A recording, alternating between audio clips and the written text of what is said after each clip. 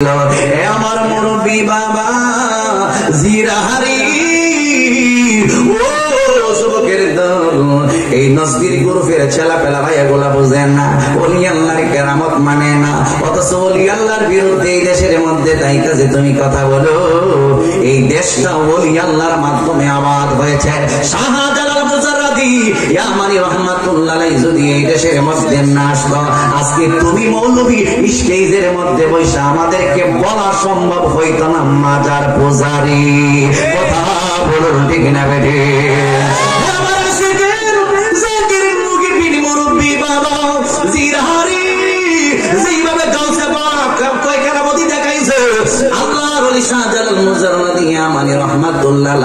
এই দেশের মধ্যে কেরামতি দেখাইছে। 360 জন সফর সঙ্গী লইয়া এই দেশের মধ্যে আসছে। কেন জানেননি? বুরহানুদ্দিনের ঘটনায় আপনারা সবাই শুনেছেন। এই বুরহানুদ্দিন গোপনে গোপনে আল্লাহর ইবাদত বন্দেগী করত, আমার আল্লাহকে সিজদা করত, রাত দিন চোখের পানিগুলো চাইরা চাইরা কাঁদত। বুরহানুদ্দিনে কাঁদত, আল্লাহ আমার পরিবারের মধ্যে কোন সন্তান আদি নাই, দয়া কইরা একটা সন্তানের ব্যবস্থা কইরা দিন না। তাহাজ্জুদের মধ্যে বৈশা বৈশা তাহাজ্জুদ নামাজ আদায় কইরা দীর্ঘ অনেক বছর পর্যন্ত কান্নাকাটি করা শুরু করছে। উনার বিবিও কান্দে, আল্লাহ আমার পরিবারের মধ্যে একটা সন্তান দাও। উনিও কান্দে, আল্লাহ আমার পরিবারের মধ্যে একটা সন্তান দাও। কবুল করো ইয়া ইলাহি, কবুল করো ইয়া ইলাহি আমার জিন্দেগি, আমার জীবন, আমার মরণ, আমার বন্দেগি, আমার জীবন, আমার মাধবপুরের মানুষ, আমি কি এলাকার বলা হয় নাকি? তো আমি আপনারা কেউ ভাই, কেউ বাতিজা, কেউ দেখা যায় আত্মীয়তার সম্পর্কে আবদ্ধ, আমরা কিন্তু টানার ফুট। এরপরে দেখা যায় আমার কথা দিয়ে আপনার কোনো আওয়াজ দেন না, একটু শান গাইতেছে, অসুবিধা দেবো, তাহলে আপনারা সব মুখটা খুললে কি লাভ হইব না লস হইব? আমরা এই জায়গার মধ্যে লাভবান হওয়ার জন্য আসছি। কথা কবি কবুল করো ইয়া ইলাহি আমার জিন্দেগি, আমার জীবন, আমার মরণ, আমার বন্দেগি, আমার জীবন, আমার আমি প্রভু অতি অসহায়, নিরাশে রই দুর্বল, আমি প্রভু অতি অসহায়, নিরাশে রই দুর্বল, তুমি শুধু পারো দিতে, তুমি শুধু পারো দিতে শক্তি ও সবল, শক্তি ও সবল, তাই দয়াময় দাও আমাকে তোমায় দেখিবার অনুভূতি, আমার জীবন, আমার মরণ, আমার বন্দেগী। জোরে জোরে কি সুবহানাল্লাহ বলা যাবে না? বুরহানুদ্দিন গভীর রাত চোখের পানিগুলো চাইরা চাইরা আল্লাহকে সিজদা কইরা কান্নাকাটি করে, আল্লাহ কবুল করো, আমি তো নিরাশ্রয়, আমি আশ্রয়ের ব্যবস্থা কইরা দাও, আমার তো ছেলে নাই, মাইয়া নাই, একটা ছেলে মেয়ের ব্যবস্থা করে দাও। এইভাবে দেখা যায় বছরের পর বছর কান্দে, বছরের পর বছর কান্দে, কিন্তু কোন সন্তান আদি হয় না। গোপনে গোপনে ইবাদত কইরা কান্দে, কারণ ওই সময় ছিল হিন্দুদের আধিপত্যবাদ। ও যুবকের দল, গৌরব গোবিন্দ খুব জুলুম করছিল ওই সময় মুসলমানদের উপরে। হ্যাঁ আমার বন্ধু, ও যুবক ভাইরা, এইভাবে অনেক বছর কান্নাকাটি করার পর হযরত বুরহানুদ্দিন চোখের পানিগুলো চাইরা চাইরা মালিকের দরবারে কান্দা কয়, আল্লাহ আমার ছেলে নাই, আমার মেয়ে নাই, এই মুহূর্তের মধ্যে যদি আমি মারা যাই, আমার পিঠার মধ্যে বাতি জ্বালানোর মতো কেউ থাকবে না। ও দয়াল আল্লাহ, আপনি আমার ঘরের মধ্যে একটা প্রদীপ প্রদীপ জ্বালাইয়া দিন না। আল্লাহ তুমি যদি আমার ঘরের মধ্যে প্রদীপ জ্বালানোর ব্যবস্থা কইরা দাও, তোমার নামে আমি বুরহানুদ্দিন একটা গরু জবাই করার মান্নত করলাম। জোরে জোরে কি সুবহানাল্লাহ বলা যাবে না? যেই দিন থেকে এই মান্নতটা করছে, সুবহানাল্লাহ, যেই দিন থেকে আল্লাহর রাস্তায় গরু জবাই করছে, করবে বলে মান্নত করছে, সেই দিন থেকে দোয়া কবুল করছে আমার আল্লাহ। এরপরে 1 মাস 2 মাস 3 মাস যখন চলে গেল, ওনারা বিবি বুঝতে পারলো মা, কারণ একটা মেয়ে যখন মনে করেন গর্ভবতী হয়, 2-3 মাস চলে যাওয়ার পর বুঝতে পারে ওই মানুষটা গর্ভবতী হয়ে গেছে। এবার দায়িত্ব বলতেছেন বুরহানুদ্দিনের বিবি, আমার প্রাণের স্বামী, আল্লাহ মনে হয় আমার মুনাজাত কবুল করছে, আল্লাহ মনে হয় আপনার মুনাজাত কবুল করছে, আমার ঘরের মধ্যে মানিক আসবে। বন্ধুরি, ও যুবকের দল, আমার আল্লাহ রাব্বুল আলামিন মনে করে আমাদেরকে দয়া করছে। এরপরে উনিও খুশি হইয়া গেল। দিনের পর দিন যাইতেছে, 1 মাস 2 মাস 3 মাস 5 মাস 7 মাস 8 মাস, এবার মনে করেন 9 মাস 10 মাস যখন হয়ে গেল, ওনার গর্ভে থেকে একটা ফুটফুটে সন্তান চলে আসলো।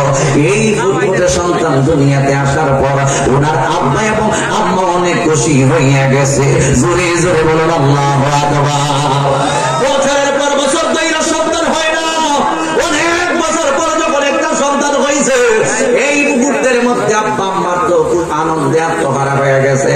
আমার যুবক ভাইরা, ও মুরব্বী বাবাজিরা, একদিন 2 দিন 3 দিন চলে যায়, 7 দিন যখন চলে যায়, আপনারা জানেন 7 দিন পরে নামকরণ করতে হয়, আপনারা জানেন 7 দিন পরে আকিকা করতে হয়। আকিকা করলে লাভ কি? আকিকা করলে অনেক লাভ আছে। আকিকা করলে আপনার সন্তানের জীবনে কোনোদিন বিপদ আপদ হবে না। হাদিসে পাকের মধ্যে নবী বলেন, এই সন্তানটার আকিকা করলে কঠিন কঠিন রোগ বিমার মুসিবত থেকে এই সন্তানটাকে আল্লাহ নিরাপদের ব্যবস্থা কইরা দেয়। এই জন্যই আমার নবী একটা সুন্নতের বিধান রাইখা গেছেন, যেইটাকে বলা হয় আকিকা। এইভাবে 7 দিন যখন চলে গেছে, ওই বুরহানুদ্দিন বাজারের মধ্যে যায়, হৃষ্টপুষ্ট সুন্দর একটা গরু নিয়ে আসছে বাড়ির মধ্যে, আল্লাহর নামে জবাই করছে। 7ম দিনে নামকরণ করবে, আল্লাহর নামে জবাই কইরা গোশতগুলো টুকরা টুকরা টুকরা টুকরা কইরা এক জায়গার মধ্যে যখন রাখতেছে, রে বাবা, উপর থেকে একটা সিল নাই মারছে, সিলটা নাই মাইশা কামসি মাইরা এইভাবে গোশতের একটা টুকরাটা ধরছে। কইরা গরু গোবিন্দর রাজপ্রাসাদের সদর দরজার সামনে কাজেই দিকে ওই জায়গার মধ্যে এই গোশতের টুকরাটা সম্পূর্ণ আল্লাহর লীলা খেলা। এই সদর দরজার সামনে, সদর গেটের সামনে গৌর গোবিন্দ, এই জালিম বাদশা গৌর গোবিন্দের সদর গেটের সামনে এই গোশতের টুকরাটা যখন পইরা গেছে, অনেক হিন্দুরা মনে করুন আর কর্মচারী, ওই কর্মচারীরা যখন দেখতে পাইল, হায় হায়, এখানের মধ্যে গোশতের টুকরা দেখা যায়, এটা ভালো করে রিচার্জ কইরা দেখলো, এইটা দুনিয়ার অন্য কোন গোশতের টুকরা নয়, এইটা হলো গরুর গোশতের টুকরা। আমরা দেশকেরা গরু জবাই করছে, এর আগে বাইর করুন লাগবো। জুড়ে বলুন নাউজুবিল্লাহ, আর জবানে বলে বলুন নাউজুবিল্লাহ। গরু জবাই করা হালাল না হারাম? গরু জবাই করা হালাল না হারাম? মুসলমান ধর্ম গরু খাইব, মুসলমান ধর্মে গরু জবাই করবো, খাইব, কিন্তু গৌর গোবিন্দের ধর্মের মধ্যে এটা নাই। উনি তো ছিল তখনকার যুগের রাজ্যপ্রধান, রাষ্ট্রপ্রধান। উনি তো ওনার কাছে এবার ব্রাহ্মণে দইরা গেছে, তার পাইছেননি, তার পাইছেননি। আপনি নাকের মধ্যে দেখা যায় তেল দিয়ে ঘুমাইতেছেন, আর ওই দিক দিয়ে গরুর গোশত পাওয়া গেছে। মানে কি? ওই গরুর গোশত পাওয়া গেছে। আমার রাজ্যে কে গরু জবাই করছে? গরু জবাই করে আমাদের ধর্মের মধ্যে নিষেধ। তাইলে বোঝা গেল মুসলমানের বাচ্চা আছে, কে তালাশ কইরা বের করতে হইবে। সব ব্রাহ্মণদেরকে বের কইরা দিছেন, হিন্দুদেরকে বের কইরা দিছেন, গুইরা গুইরা গুইরা কারবারের মধ্যে গরু জবাই করছে। শেষ পর্যন্ত বুরহানুদ্দিনের বাড়িকে বের করা হইল। বুরহানুদ্দিনের বাড়ির মধ্যে গিয়ে বুঝতে পারলেন এই বাড়ির মধ্যে গরু জবাই হইছে। এবার ডাইকা কয়, বুরহান বুরহান বাড়িতে আছেন? বুরহানুদ্দিন ঘর থেকে বের হয়েছে। কই আপনারা কেন আসছেন? কই আমাদের রাষ্ট্রপ্রধান আমাদেরকে পাঠাইছে। কি জন্য পাঠাইছে? কই আপনার বাড়ি থেকে গরু জবাই করছেন নাকি? বলে হ্যাঁ করছি। তো আমি তো গরু জবাই করছি, কারণ আর মুসলমান কখনো মিথ্যা কথা বলে না। কই আমি আমার গরু জবাই করছি, আমাদের মুসলমান ধর্মের মধ্যে আকিকার বিধান আছে, এই জন্য আমি একটা গরু জবাই কইরা আকিকা দিছি, আমাদের মুসলমানের মধ্যে গোশতগুলো বন্টন কইরা দিছি। ওইটা মারাত্মক ধরনের অপরাধ কইরা পালাইছেন, এই জন্যই আপনাকে বলেছেন আপনি যাওয়ার জন্য। কি জন্য আপনি গরু জবাই করছেন? ওই অনেকদিন পর্যন্ত আমার মালিকের দরবারে দোয়া করছি, আল্লাহ আমার একটা সন্তান দাও। আল্লাহ দয়া কইরা একটা সন্তান দিছে। মান্নত করছিলাম জবাই করব গরু, এই জন্যই আমি আমার আল্লাহ আমার সন্তান দেওয়ার পরে আজকে তার মান্নতটা আদায় করলাম। কোন সন্তানের কারণে এই গরু জবাই হইছে? এই সন্তানটারে মায়ের কুল থেকে কামসি মায়েরা টাইনা লয়া গেছে। ওই জুলুম নির্যাতন করছিল একদিন গৌর গোবিন্দের প্রজাদের দলেরা, এই জন্যই আমার আল্লাহ রাব্বুল আলামিন শাহজালালের মাধ্যমে এই দেশটা স্বাধীন কইরা মুসলমান বানাইছে। জোরে বলেন আল্লাহু আকবার। অনেক লম্বা কথা এখানে আমি কাইটা লাইছি। কি জন্য শাহজালাল আছে? এইভাবে যখন মুসলমানদের উপরে জুলুম নির্যাতন করা শুরু কইরা দিছে, আমার নবী রাহমাতাল লিল আলামিন মদিনার জমিন থেকে শুইয়া আমার শাহজালাল মুজাররদি আমারি রাহমাতুল্লাহ আলাইহিকে এই দেশের মধ্যে পাঠাইছে। 360 জন আউলিয়া কেরাম গণের মাধ্যমে এই দেশটারে আবাদ করাইছে। সিলেটের বাদশাহ শাহজালাল সিলেটের জমিনের মধ্যে আইসা দেখতেছেন সুরমা নদী। এই সুরমা নদী পানি দিব কেমনে? ওই সময় তো মনে করেন ব্রিজের কোন সিস্টেম ছিল না। এই সুরমা নদী পানি দেওয়ার জন্য আমার শাহজালাল বাবা উনি যায় নামাজ বিছাইল। যায় নামাজ পানির উপরে বিছাইলে কি যায় নামাজ থাকে না? যায় নামাজ কি বিছাইলে পানির মধ্যে থাকে না? ডুইবা যায়। আপনি কি পানির উপরে হাঁটতে পারবেন? আমার আছে কেরার মধ্যে হাইতে পারবেন? এরা পারেনি। যারা দুর্গা পূজা যারা পারেনি, কষ্ট দিচ্ছে আপনাদের। শুরু আবার কালীবার শুরু নেই বিছাইছে, যায় নামাজও দাঁড়াইছে। আপনারা সাইয়েদুত তাইফা জুনাইদ বাগদাদি রাহমাতুল্লাহ একটা ঘটনা মনে জানেন।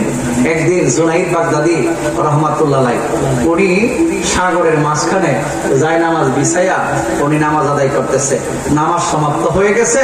তো এই সাগরের পারে একটা লোক ওই যেমন নৌকা লয়ে দাঁড়া রয়েছে। উনি চিন্তা করতেছে উনি নৌকা দিয়ে পাড়ি দিব, মানে ই ফার থেকে ওই ফারা যাইব। যেটাকে ও মাঝি ভাই আমাকে ই ফার থেকে ওই ফারে নিয়ে যান, ও মাঝি ভাই আমাকে ফার থেকে ওই পার নিয়ে যান। উনি কিন্তু যায় নামাজে। কে? জুনাইদ বাগদাদি রাহমাতুল্লাহ আলাইহি। উনি যায় নামাজটা লইয়া মনে করেন আস্তে আস্তে কিনা আসছে। কেমন বেড়া ছায়া ছায়া সর্বনাশ দিয়ে যায় নামাজ। সুবহানাল্লাহ। যায় নামাজ বিষয়ে তো তলে যায়। উনি যায় নামাজের উপরে দাঁড়িয়ে গেছে। আপনি কেন আমাকে ডাকছেন? কই আমি ফার থেকে ইফারে যাওয়ার জন্য আপনাকে ডাকছি।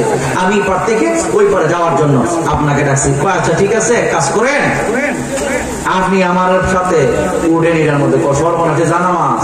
ওইটা আপনি পারবেন, আমি পারতাম না। আমি যদি ফাড়া দিতে আমি জামা নিচে কেন যাইতেন না? কেন যাইতাম না? আপনি বলবেন আমার সাথে সাথে ইয়া জুনাইদ, ইয়া জুনাইদ। সুবহানাল্লাহ। এটা বেলায়েতের কথাগুলো অনেকে বুঝে না। কথা ঠিক না?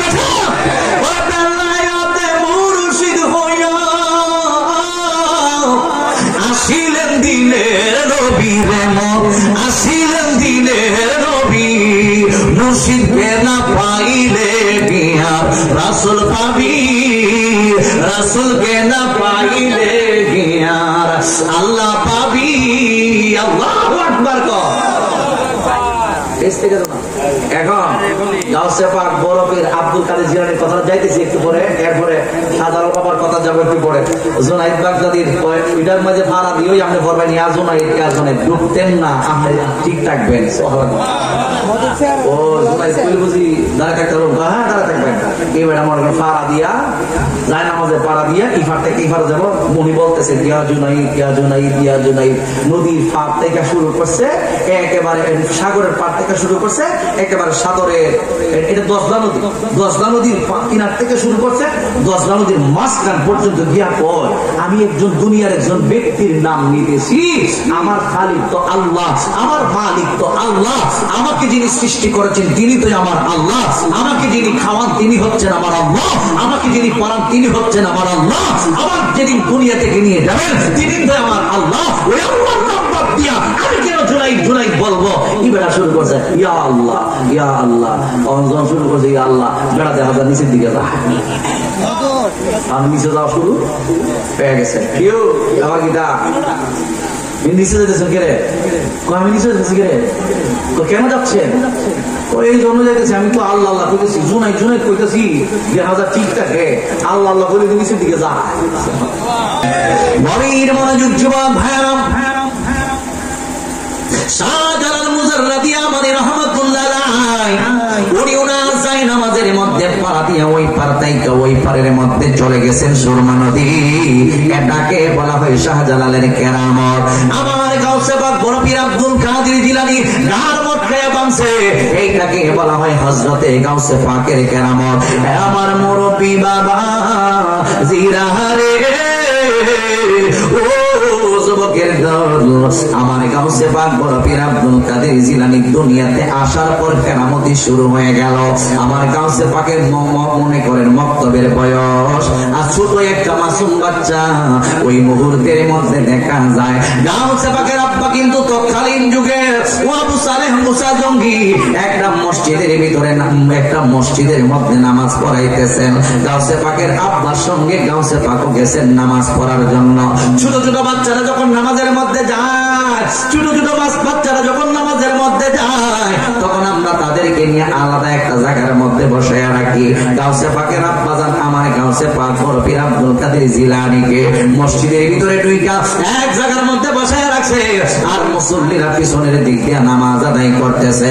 ও আমার মুরব্বি বাবা জিলানী, যখন মুরব্বীরা নামাজ আদায় করতেছে, নামাজরত অবস্থায় গাউসে পাক বড় পীর আব্দুল কাদের জিলানী আস্তে কইরা মসজিদ থেকে বের হইয়া গেছে।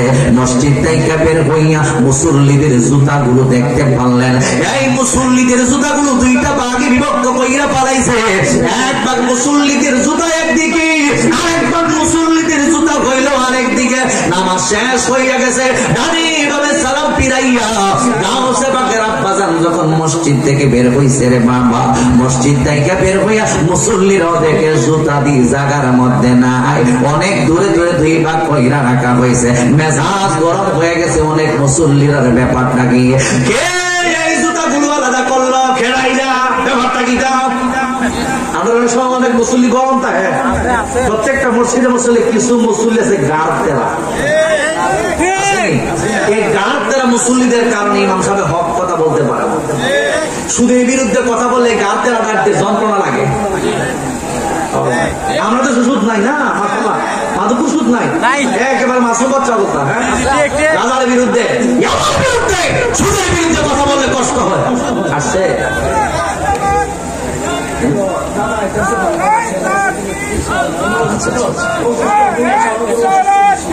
নারায়ে তাকবীর, নারায়ে রিসালাত, আওলাদে রাসূলের আগমন, আওলাদে ওলির আগমন।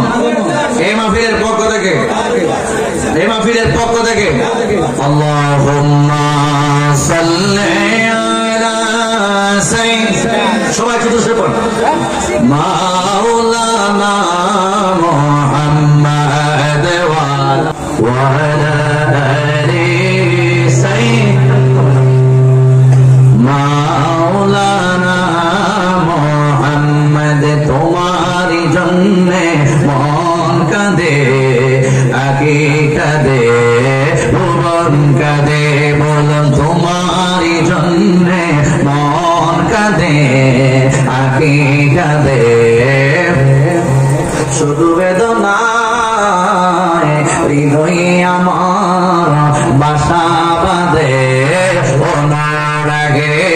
আল্লাহুম্মা সাল্লি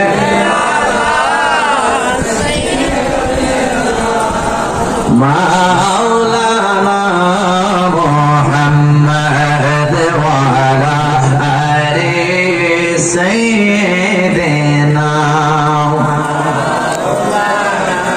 গভীর মনোযোগ যুবক ভাই, ইমাম সাহেব যখন বক্তব্য দিবেন সুদের বিরুদ্ধে কথা বলবেন তখন আপনি ধৈর্যের সঙ্গে বুঝবেন, কারণ সুদের কথা ইমাম সাহেব বলেন নাই, আল্লাহ বলেছেন। সুদের বিরুদ্ধে ওয়াজ করছেন আল্লাহ, ঘুষের বিরুদ্ধে ওয়াজ করছেন আল্লাহ, ঘুষের বিরুদ্ধে ওয়াজ করছেন আল্লাহ, গাঁজার বিরুদ্ধে ওয়াজ করছেন আল্লাহ, ইয়াবার বিরুদ্ধে ওয়াজ করছেন আল্লাহ। আল্লাহর কথাগুলো আলেমরা বইলা বইলা শোনায়, কথা বলুন ঠিক না বেঠি?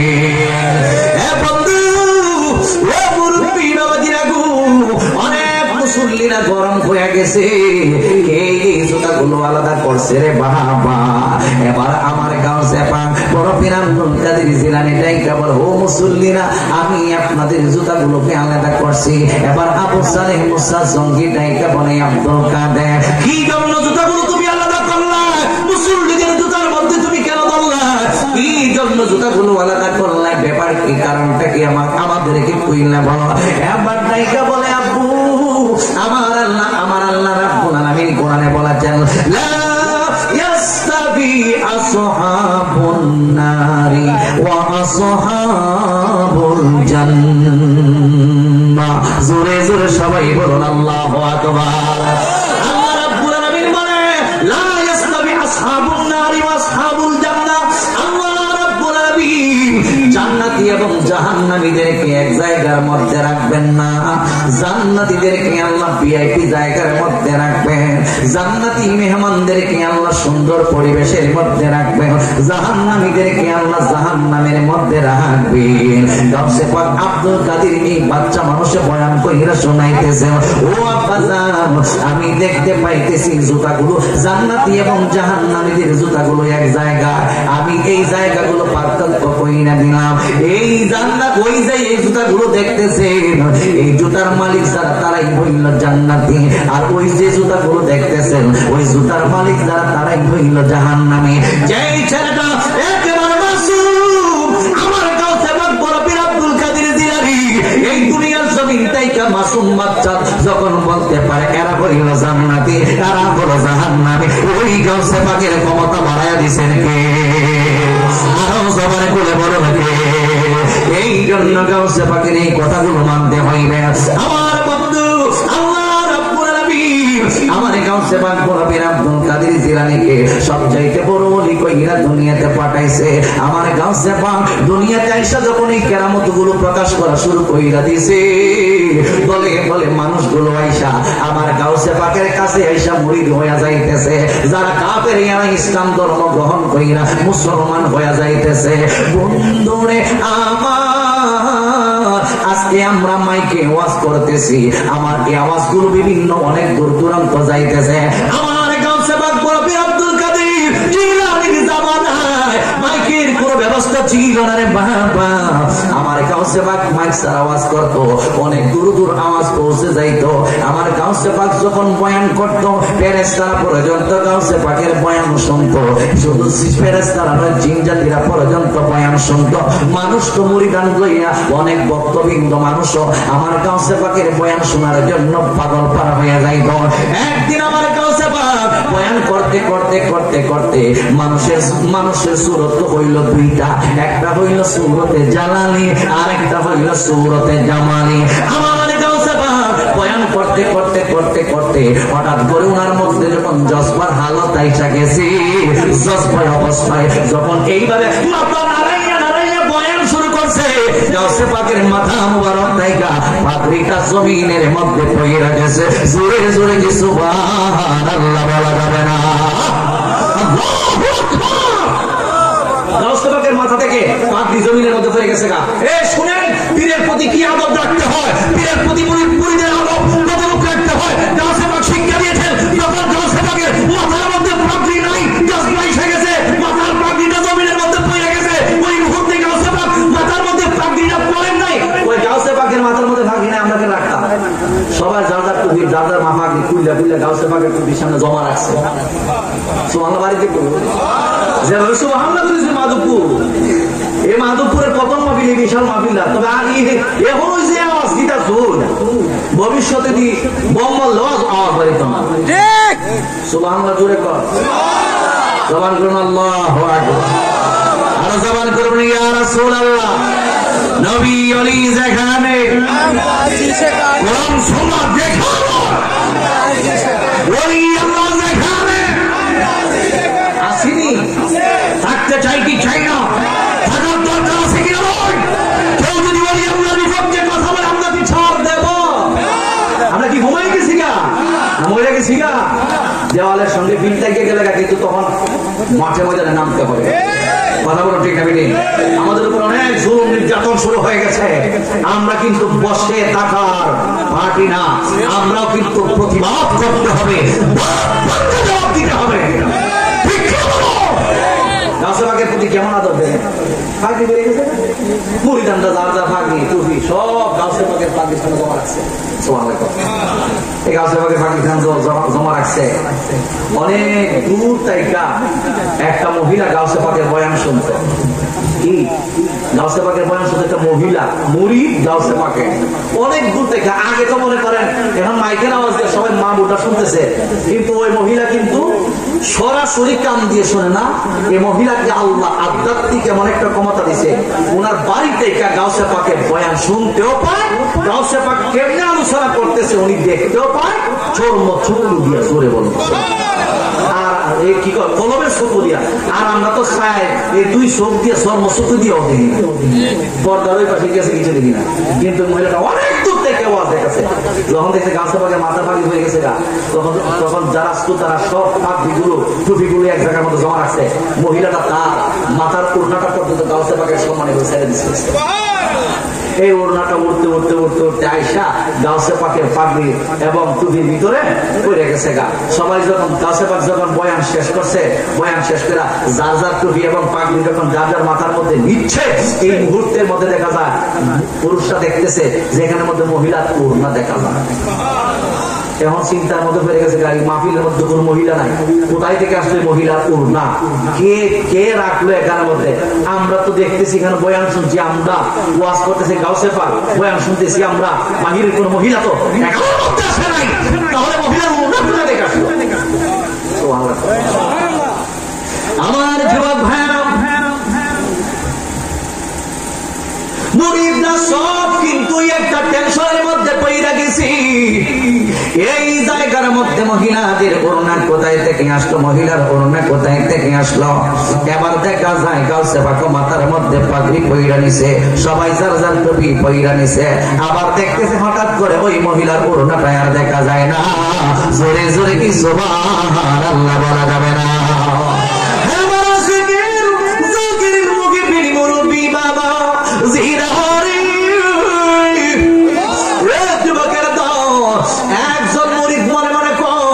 কিভাবে আমি জানবো এই মহিলার করোনাটা আসলো কেমনে? গাউসে পাক ছাড়া তো কেউ বলতে পারবে না। একজন আশেক মুরিদ আমার গাউসে পাকের কাছে গিয়ে ডাইকা বলে, হুজুর ও হুজুর গো, একালের মধ্যে আমরা সবাই পুরুষ আসছি বয়ান শোনার জন্য। আপনার পাগড়ি যখন পইরা গেছে, আমাদের মাথার পাগড়ি আপনার পাগড়ির কাছে সসম্মানে রাইখা দিয়েছি। আপনার মাথায় টুপি নাই, পাগড়ি নাই, আমরা কেন আমাদের মাথার মধ্যে টুপি পাগড়ি রাখবো, এই জন্য রাইখা দিয়েছি। আবার যখন আপনি মাথার মধ্যে পাগড়ি নিয়ে বসছেন, আমরা সবাই মাথার টুপি পাগড়ি গুলো মাথার মধ্যে নিয়ে গেছি। কিন্তু একটা জিনিস খেয়াল করলাম, একালের মধ্যে একটা মহিলার ওড়না দেখা গিয়েছে। আবার দেখি নাই গো, কোথায় থেকে ওড়নাটা আসলো? ও হুজুর ভাই কোথায় চইলা গেল? আমরা জানতে চাই। আমাদের ভিতরে একটা কেমন কেমন জানি ভাব লাগা গেছে। আমার মুরব্বী বাবা জিরাহারি, ও যুবকের দল, এই মুহূর্তের মধ্যে আমার গাউসে পাক বড় বিশ্ব হুজুর ডাইকা বলে, রে বাবারা তোমরা যখন বয়ান শুনছিলে আমার মাথা দাইকা পাগড়ি পইরা গেছে, তখন যার যার টুপি পাগড়ি রাইখা দিয়েছো। এই মুহূর্তের মধ্যে অনেক দূর থেকে আমার একটা মুরিদ মহিলা কেরামতে গাউসুল আজম কিতাবের মধ্যে একজন প্রিন্সিপাল জলিসা হুজুরি কেরামতটা গাউসে পাকের কেরামতটা তুলে ধরছে। আমার পীর আব্দুল কাদের জিলানী রাদিয়াল্লাহু তাআলা গোটাইকা বলেন দূরতাইকা একটা মহিলা যখন দেখছে আমার মাথায় পাগড়ি নাই, তার নিজের মাথার ওড়নাটা ওই জায়গার মধ্যে পাঠাইয়া দিছে। আবার যখন তোমরা পাগড়ি টুপি নিয়ে গেছো, তার ওই ওড়নাটাও ওই মহিলার কাছে চলে গেছে। এখন বোঝা গেল আল্লাহর বন্ধুর কাছে মুরিদ হওয়ার কারণে ওই মহিলার মধ্যে বেলায়েতি পাওয়ার আইসা গেছে। জোরে জোরে বলো আল্লাহু আকবার। আরো জবানে খুলে বলুন ইয়া রাসূলুল্লাহ, ইয়া রাসূলুল্লাহ, ইয়া হাবিবাল্লাহ, ইয়া রাসূলুল্লাহ, ইয়া হাবিবাল্লাহ, ইয়া রাসূলুল্লাহ, ইয়া রাসূলুল্লাহ।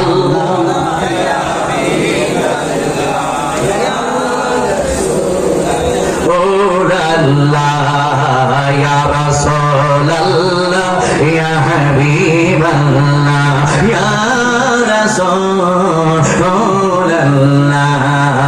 তুমি জীবন তুমি মরণ আদার করে নবী তুমি আপন, তুমি জীবন তুমি মরণ আদার করে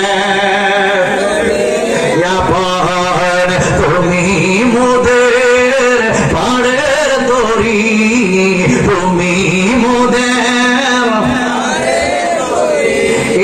তুমি নিদানে তোরানে ওয়ালা, ইয়া রাসূলুল্লাহ, ইয়া হাবিবাল্লাহ, ইয়া রাসূলুল্লাহ, ইয়া হাবিবাল্লাহ, ইয়া রাসূলুল্লাহ,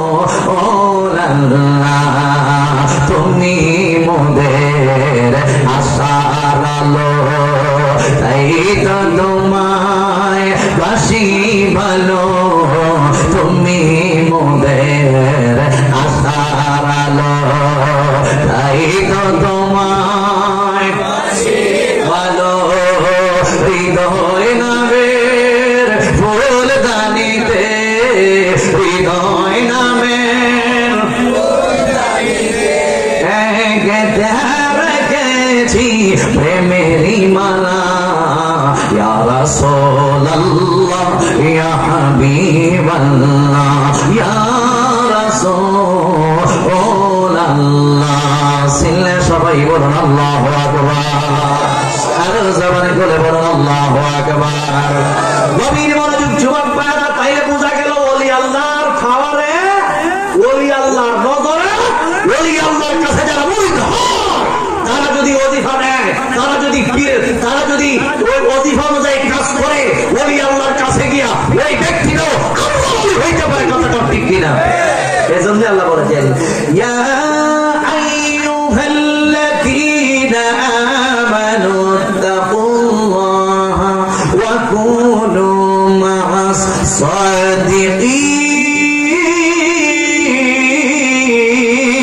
সাদিকিন। আল্লাহ ইমানদারদেরকে ডাইকা বলেন, হে ইমানদারের দল, ওয়াত্তাকুল্লাহা,